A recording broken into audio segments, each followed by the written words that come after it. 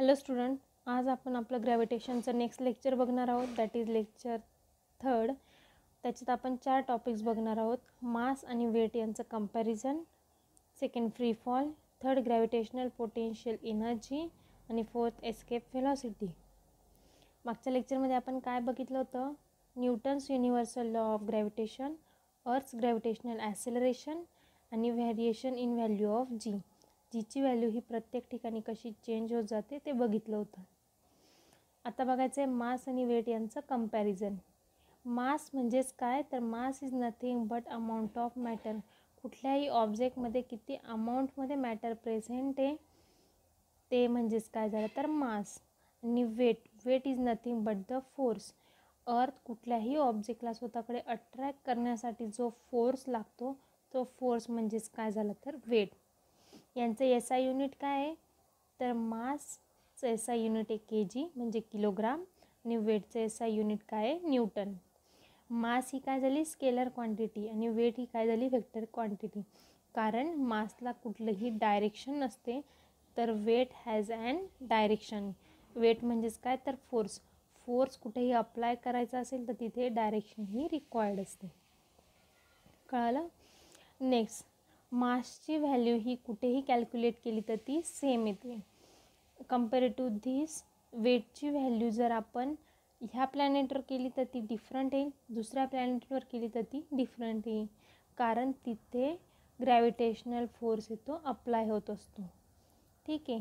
Next आहे mass is never zero. मासची value कधी झिरो नसते. It always have an some matter. त्याच्यात काही प्रमाणात का होईना मॅटर प्रेझेंट असतं. ठीक आहे. आणि weight will be zero at the centre of the earth. अर्थच्या सेंटरला वेटची व्हॅल्यू ही झिरो असते. एवढं कळालं? नेक्स्ट बघूया. नेक्स्ट आहे फ्री फॉल. फ्री फॉल म्हणजे काय माहिती आहे ते आपण एक एक्झाम्पल बघूया. नेचरमध्ये प्रत्येक गोष्टीवर एक फोर्स अप्लाय होत असतो, तो म्हणजे कुठला तर ग्रॅव्हिटेशनल फोर्स. मग जेव्हा कुठल्या तरी ऑब्जेक्ट, समजा एक स्टोन आपण आपल्या हातात घेतला म्हणजेच त्याच्यावर आपण दुसरा फोर्स अप्लाय केला, opposite force, opposite to the gravity. ठीक आहे. मग जेव्हा तिथे दोन फोर्स अप्लाय होतात तेव्हा ती ऑब्जेक्ट एका रेस्ट फॉर्ममध्ये असते. ठीक आहे.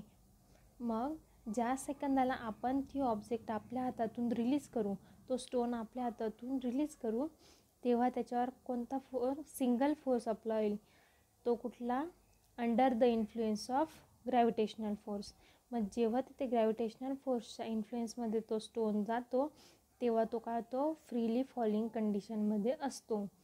कळाली कन्सेप्ट फ्री फॉलिंगची?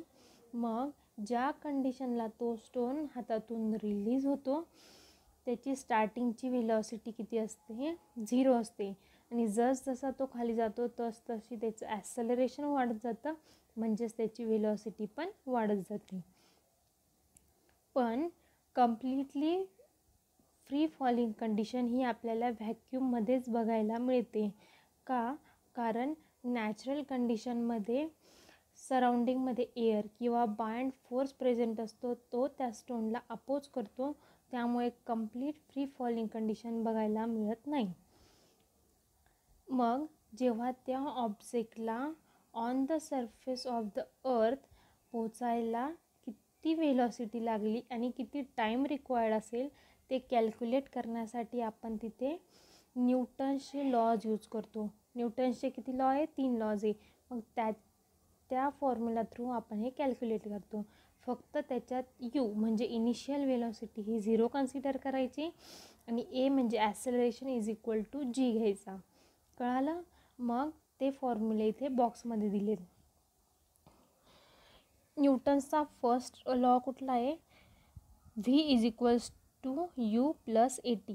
मग त्याच व्हॅल्यूमध्ये आपल्या व्हॅल्यूज पुट करायच्या. व्ही इज इक्वल्स टू काय, यूची व्हॅल्यू तर 0 आहे, त्याच्यामुळे इथे येईल एच्या जागी जी आणि टी तसाच तसा, म्हणजे V is equals to G T दिलं इथे. नेक्स्ट फॉर्म्युला आहे S is equals to you plus 1/2 AT square. मग इथे पण एस इज इक्वल्स टू यूची व्हॅल्यू 0 असल्यामुळे ती येणार नाही, म्हणून एस इज इक्वल्स टू 1/2 एच्या जागी जी आला GT². आणि थर्ड लॉ आहे V² is equals to U² plus 2AS. मग V² is equals to U आली 0 आणि 2ASच्या जागी आला 2GS. आलं लक्षात?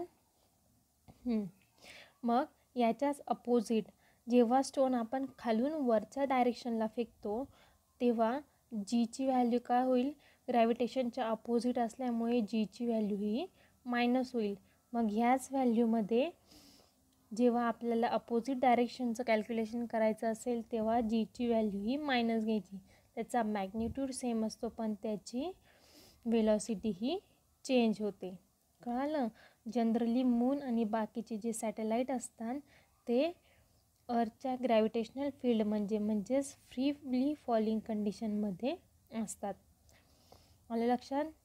नेक्स्ट बघूयात gravitational potential energy. Potential energy म्हणजेच काय, तर अशी एनर्जी जी स्टोअर्ड फॉर्ममध्ये असते at the position or state. एका सिंगल स्टेटला किंवा पोझिशनला तिथे एनर्जी ती स्टोअर्ड केली जाते. आलं लक्षात? ही डायग्रॅम बघा. अर्थच्या सरफेसवरून जेव्हा आपण कुठलाही ऑब्जेक्ट, समजा एखादा बॉल खालून वर फेकला, जितक्या जास्त हाईटला तो बॉल जाईल तितकी जास्त त्याची काय असेल, पोटेन्शियल एनर्जी असेल. कळालं? मग ती कॅल्क्युलेट जर करायची असेल तर तिथे काय यूज करतात, फॉर्म्युला MGH. MGH म्हणजे मसाल्याचा फॉर्म्युला नाही, तर M म्हणजे मास, G म्हणजे ग्रॅव्हिटेशनल कॉन्स्टंट आणि H म्हणजे काय झाली, हाईट. पण जेव्हा कुठलीही ऑब्जेक्ट अर्थच्या सरफेसपासून इन्फायनाईट हाईटवर जाते तेव्हा तिथे काय होतो, G हा 0 असतो, कारण ती ऑब्जेक्ट ग्रॅव्हिटेशनल फील्डच्या बाहेर जाते म्हणून तिथे G काय येतो, 0 येतो. ठीक आहे. मग G 0 आला म्हणजे इन्फायनाईट हाईटवर जिथे ऑब्जेक्ट गेली तर ऑब्वियसली तिथे पोटेन्शियल एनर्जी पण काय येईल, 0 येईल. आलं लक्षात? पण जर त्याच्यापेक्षा कमी हाईटला ती ऑब्जेक्ट असेल तर तिथे जी म्हणजेच ग्रॅव्हिटी आणि पोटेन्शियल एनर्जी पण काय येईल, निगेटिव्ह येईल. कळलं? मग हे कॅल्क्युलेट करण्यासाठी तिथे कुठला फॉर्म्युला यूज केला जातो, तर इथे दिला आहे बघा, -GMM/RH. मग G काय झाला, ग्रॅव्हिटेशन, M काय झाला, मास ऑफ द अर्थ, स्मॉल m काय झाला, mass of that object, upon R म्हणजे रेडियस आणि H म्हणजे काय झाली, हाईट. कळाली? मग जेव्हा पोटेन्शियल एनर्जी काउंट करायची असेल तेव्हा हा फॉर्म्युला यूज करायचा. नेक्स्ट आहे एस्केप व्हेलॉसिटी. जसं आपण मागे बघितलं त्याचनुसार कुठलीही ऑब्जेक्ट जेव्हा आपण खालून वरच्या डायरेक्शनला फेकतो, मग ज्या वरच्या डायरेक्शनला ती ऑब्जेक्ट स्टॉप होते. समजा एखादा बॉल आपण खालून वर फेकला, तो एका सर्टन पॉईंटपर्यंत जाऊन थांबतो आणि तिथून परत फ्री फॉल करतो. मग ज्या पॉईंटला तो थांबतो तिथे त्याची वेलॉसिटी किती असते, तर 0 असते. आणि ज्या पॉईंटला तो खाली येतो म्हणजेच काय, तर त्याची फ्रीली फॉलिंग कंडिशन ती ॲक्टिवेट होते. जितक्या जास्त इनिशियल वेलॉसिटीने आपण तो वर फेकू तितक्या जास्त हाईटपर्यंत तो जातो. मग हे कशासोबत कन्सिडर केलं आहे किंवा कनेक्ट केलं आहे, तर न्यूटन्स थर्ड इक्वेशन. आपण आत्ताच बघितलं न्यूटन्स थर्ड लॉ काय होता, V² is equals to U² plus 2AS. मग त्याच्यातच हे फॉर्म्युला ॲड करायचे. बघा तिथं दिलं आहे. मग V काय झाली, तर फायनल व्हेलॉसिटी झाली. मग फायनल व्हेलॉसिटी किती असते, 0 असते. आणि A किती बघितला आहे आपण, A म्हणजे काय, ॲक्सेलरेशन, तो काय झाला, -G, कारण अपोजिट टू द ग्रॅव्हिटी होतं.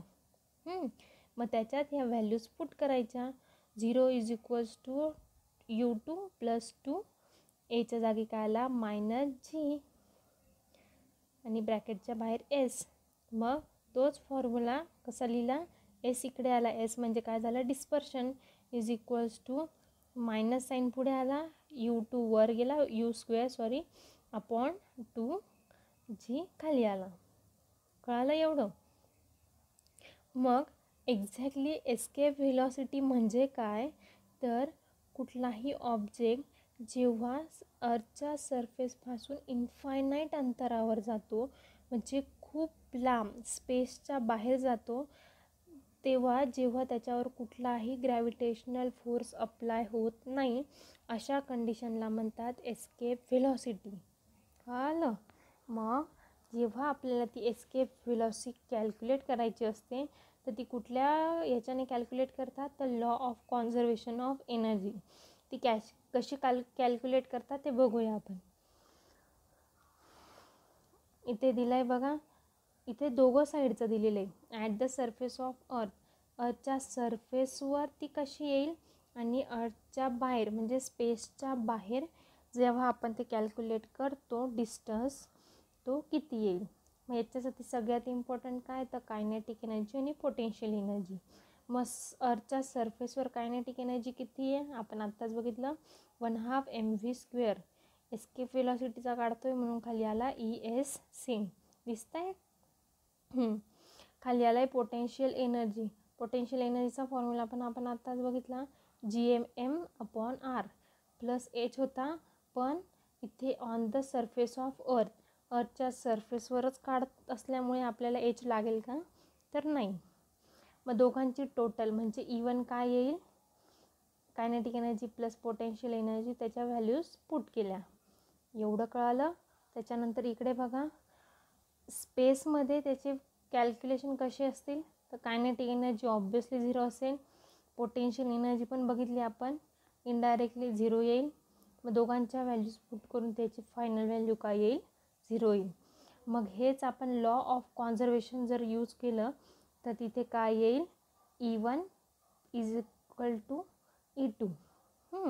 मग दोघांच्या व्हॅल्यूज परत पुट करायच्या त्याच्यामध्ये, E1ची व्हॅल्यू टाकली, त्याच्यानंतर E2ची काय येईल, 0. खाली येईल v² escape is equals to 1/2चा 2 इकडे गेला, Gm/r. कळालं. आणि याच्यातले जे mm आहे तो काय होईल, कॅन्सल होईल. हा m कॅन्सल होईल, हा m कॅन्सल होईल, हा v² खाली आला, हा 2 इकडे गेला. आलं लक्षात. मग परत खाली v एस्केप येईल इज इक्वल्स टू vचा स्क्वेअर आहे तो कट झाला, आणि इकडे काय आलं, स्क्वेअर रूट आलं. एवढं कळालं. त्याच्यानंतर खाली बघा, is equal to in square root 2gr.